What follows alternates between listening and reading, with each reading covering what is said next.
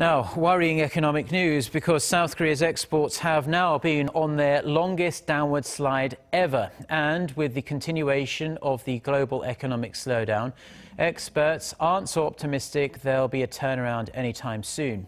Kim Min-ji has the details. It's another slump. According to the Trade Ministry, Korea's exports fell over 12% in January compared to the same month last year to $36.4 billion. That marks a 14th straight month of decline and the longest downward streak ever, replacing the previous record of 13 months from March 2001. The ministry attributed the fall to low global oil prices and slow global economic growth, especially in China. Exports of oil-related products drove the decline, while falling export prices also pulled the figure down. But thanks to an uptick in shipments of mobile devices and computers, February's figure marks an improvement from the previous month.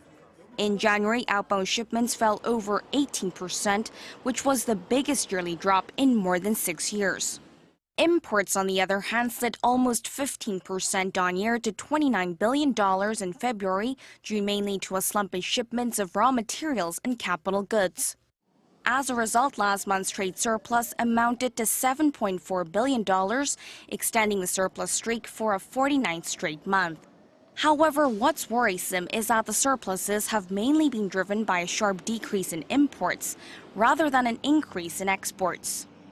The global economy is facing difficulty, and as these conditions linger, it's hard to say Korea's exports will make a major improvement. The government is vowed to do all it can to boost the country's outbound shipments, but experts predict the downward trend will continue throughout the first half of the year. Kim Min-ji, Arirang News.